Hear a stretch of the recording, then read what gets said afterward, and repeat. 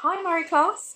I'm here at home joined by my cat, might make an appearance every so often.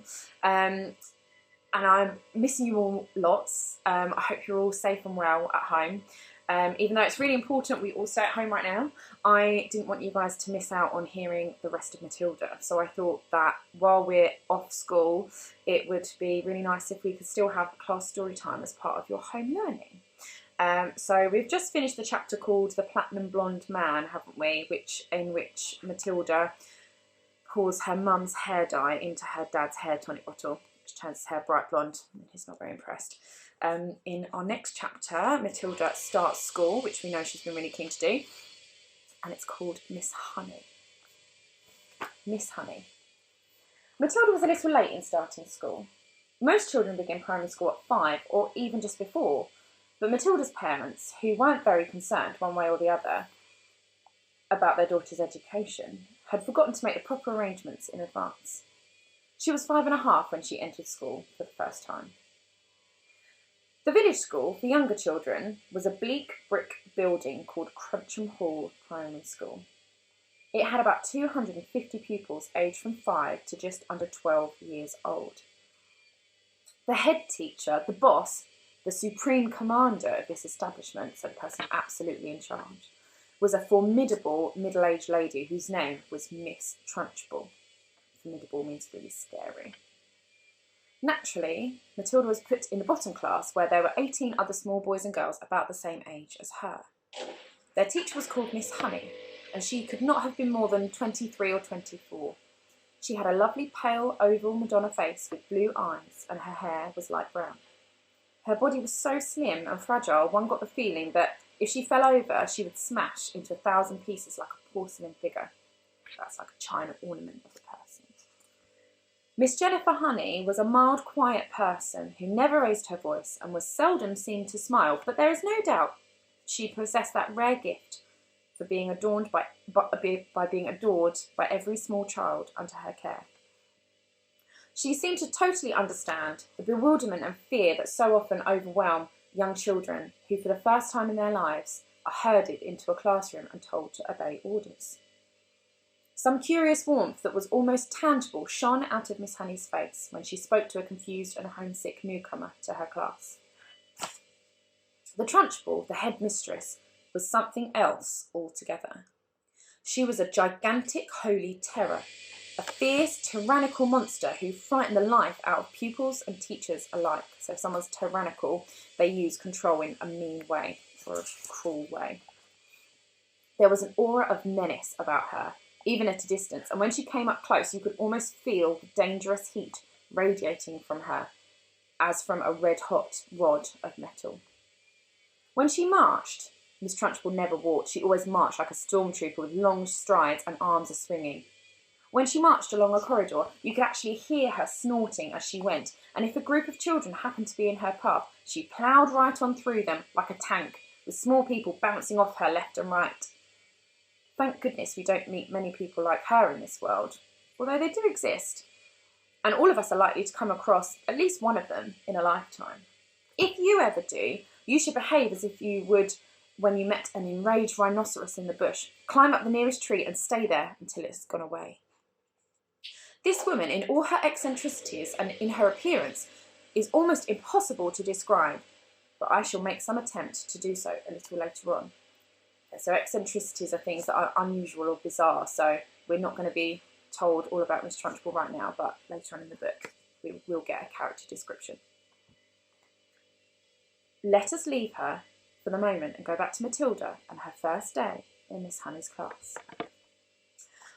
After the usual business of going through all the names of the children, Miss Honey handed out brand new exercise books to each pupil.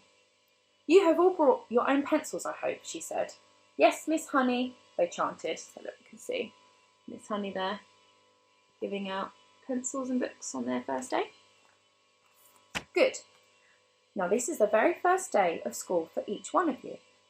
It is the beginning of at least 11 long years of schooling that all of you are going to have to go through. And 6 of those years will be spent right here at Trunchbull, where, as you know, your headmistress is Miss Trunchbull. Let me, for your own good, tell you something about Miss Trunchbull. She insists upon strict discipline throughout the school, and if you take my advice, you will do your very best to behave yourselves in her presence. Never argue with her. Never answer her back. If you get on, always do as she says, and if you get on the wrong side of Miss Trunchbull, she can liquidize you, turn you into liquid. She can liquidize you like a carrot in a kitchen blender. It's nothing to laugh about, Lavender. Take that grin off your face. All of you will be wise to remember that Miss Trunchbull deals very severely with anyone who gets out of line in this school. Have you got the message? Yes, Miss Honey, chirruped 18 eager little voices. I myself, Miss Honey went on, want to help you learn as much as possible while you are in this class. That is because I know it will make things easier for you later on. For example, by the end of the week, I shall expect every one of you to know the 2 times table by heart. And in a year's time, I hope you will know all the multiplication tables up to 12. It will help you enormously if you do. Now then, do any of you happen to have learnt the 2 times table already? Matilda put up her hand. She was the only one. Miss Honey looked carefully at the tiny girl with dark hair and a round, serious face sitting in the second row. Wonderful, she said. Please stand up and recite as much of it as you can. You see that?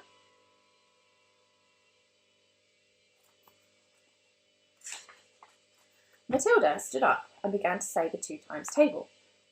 When she got to twice 12 is 24, she didn't stop. She went right on with twice 13 is 26, twice 14 is 28, twice 15 is 30, twice 16 is... Stop! Miss Honey said. She had been listening, slightly spellbound to this smooth recital, and now she said, How far can you go? How far? Matilda said. Well, I don't even know, Miss Honey, but quite a way, I think. Miss Honey took a few moments to let this curious statement sink in. You mean, she said, that you could tell me what 2 times 28 is? Yes, Miss Honey. What is it? 56, Miss Honey. What about something much harder, like 2 times 487? Could you tell me that? I think so, yes, Matilda said. Are you sure? Why, yes, Miss Honey, I'm fairly sure. What is it then, 2 times 487? 974, Matilda said immediately. She spoke quietly and politely without any sign of showing off. Miss Honey gazed at Matilda with absolute amazement. But when she next spoke, she kept her voice level. That is really splendid, she said. But of course, multiplying by 2 is a lot easier than some of the bigger numbers. What about the other multiplication tables? Do you know any of those? I think so, Miss Honey. I think I do. Which ones, Matilda? How far have you got? I don't quite know, Matilda said. I don't know what you mean. What I mean is, do you, for instance, know the 3 times table? Yes, Miss Honey. And the 4 times? Yes, Miss Honey. Well, how many do you know, Matilda? Do you know all the way up to 12 times tables? Yes, Miss Honey. What are 12 sevens? 84, Matilda said. Miss Honey paused and leaned back in her chair behind the plain table that stood in the middle of the floor in front of the class. She was considerably shaken by this exchange, but took care not to show it. She had never come across a 5-year-old before, or indeed a 10-year-old, who could multiply with such facility. You can see Matilda there.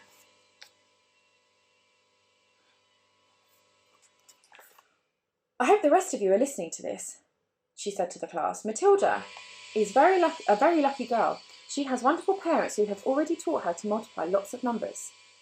Was it your mother, Matilda, who taught you? No, Miss Honey, it wasn't. You must have a great father then. He must be a brilliant teacher.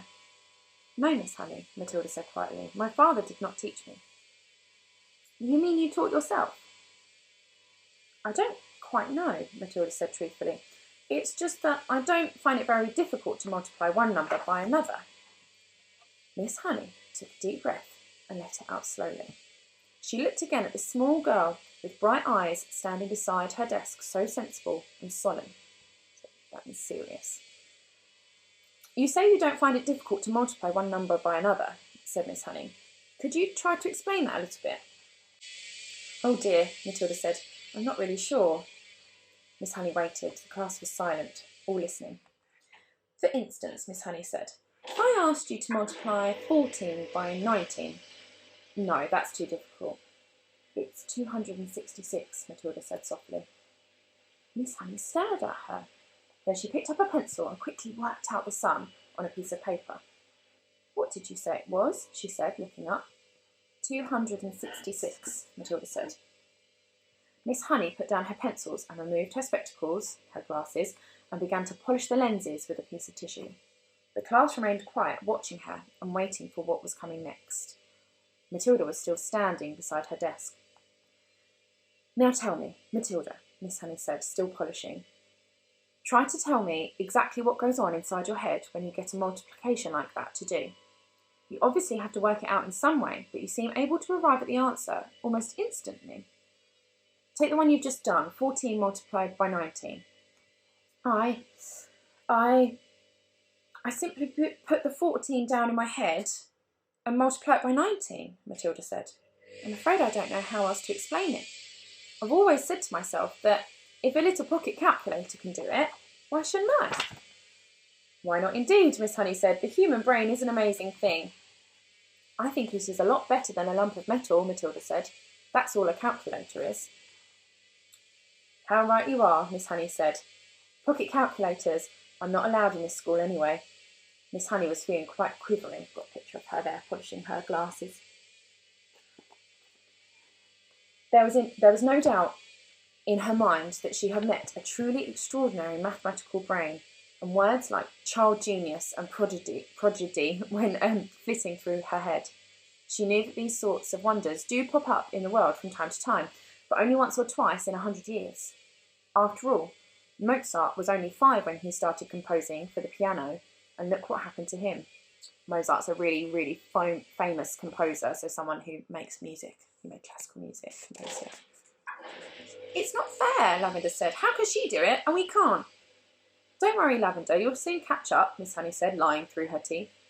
At this point, Miss Honey could not resist the temptation of exploring still further the mind of this astonishing child. She knew that she ought to be paying some attention to the rest of the class, but she was altogether too excited to let the matter rest. Well, she said, pretending to address the whole class, let us leave sums for the moment and see if any of you have begun to learn to spell. Hands up, anyone who can spell cat. 3 hands went up. They belonged to Lavender, a small boy called Nigel, and Matilda. Spell cat, Nigel. Nigel spelled it. Miss Honey now decided to ask a question that normally she would not have dreamed of asking the class on its first day. I wonder, she said, whether any of you 3 who know how to spell cat have learnt how to read a whole group of words when they are strung together in a sentence. I have, Nigel said. So have I, Lavender said. Miss Honey went to the blackboard and wrote with her white chalk the sentence, I have already begun to learn how to read long sentences. She had purposefully made it difficult, and she knew that there were precious few 5-year-olds around who would be able to manage it. Can you tell me what that says, Nigel? She asked. That's too hard, Nigel said. Lavender? The first word is I, Lavender said. Can any of you read the whole sentence? Miss Honey asked, waiting for the yes that she felt certain was going to come from Matilda. Yes, Matilda said. Go ahead, Miss Honey said. Matilda read the sentence without any hesitation at all. That really is very good indeed, Miss Honey said, making the understatement of her life. How much can you read, Matilda? I think I can read most things, Miss Honey, Matilda said, although I'm afraid I can't always understand the meanings. Miss Honey got to her feet and walked smartly out of the room, but was back in 30 seconds carrying a thick book. She opened it at random and placed it on Matilda's desk. This is a book of humorous poetry, that means funny poetry, she said. See if you can read that one aloud. Smoothly, without pause, and at a nice speed, Matilda began to read. An epicure dining at Crewe found a rather large mouse in his stew. Cried the waiter, don't shout and wave it about, or the rest will be wanting one too. Several children saw the funny side of this, and laughed. Miss Honey said, "Do you know what an epicure is, Matilda?"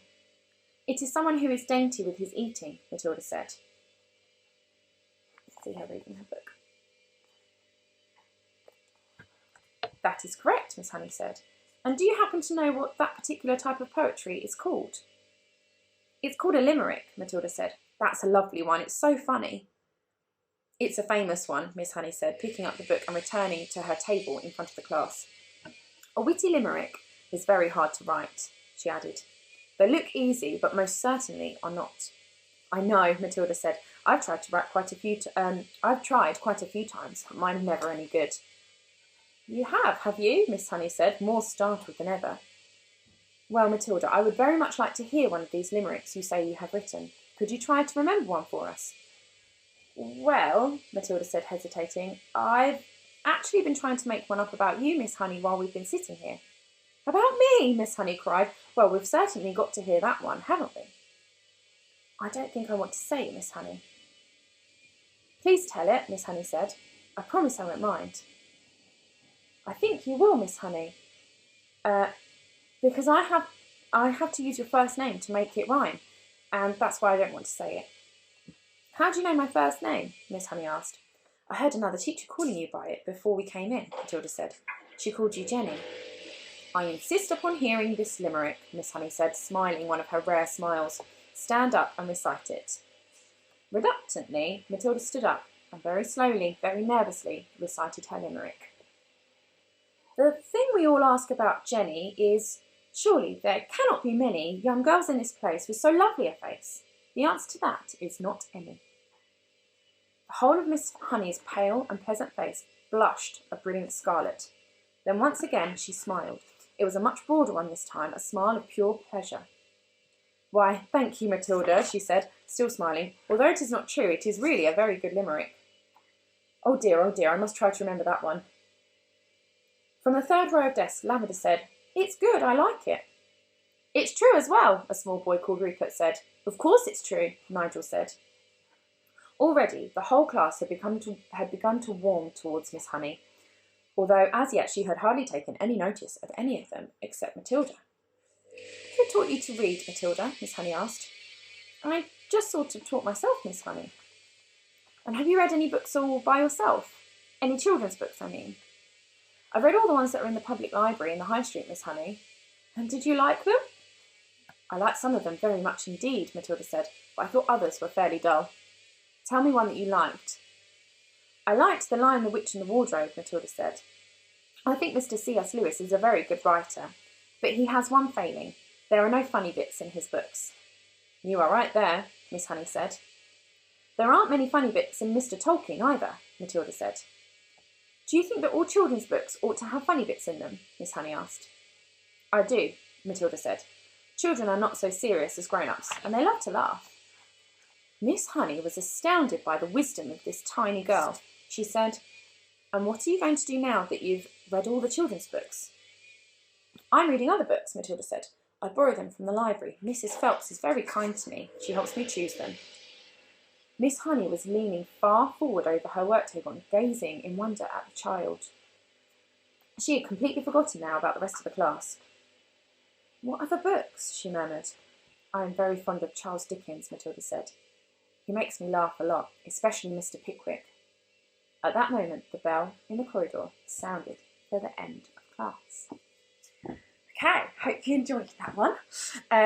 So Matilda's finally got to go to school, which we know she's been really keen to do. If you guys are looking for some home learning that you can do while we're not at school, I wonder if you can remember who your first teacher was when you first went to school. You could even write a character description of your first teacher. Remember when we write character descriptions, we use prompts such as talking about their appearance. Remember we use the eye, don't we? The eye symbol to remind us of that one. Their home. So for your teacher, for a teacher, you might want to describe their classroom as part of that. Their behaviour, so what they do, how they are, how they act, and their feelings and their emotions. So you could have a go at writing a character description for your first teacher. You could write the passage as if you were Matilda, or It could either be from your perspective, from your first day at school, so you could write in first person using I, or you could write as if you were, it's part of a story and you're writing about a child going to school on their first day of school and then meeting their teacher for the first time. Yeah, I wonder if you guys can remember what your first day of school was like. Probably feels like quite a long time ago for most of you. I wonder, obviously, well, how do you think Miss Honey's feeling, or what do you think she's thinking about Matilda? We know, don't we, from the chapter that we've just read, that we use words like astounded. So Miss Honey's feeling quite shocked at the moment about this child in her class who knows an awful lot more than most children that you would expect on their first day of school, age 5.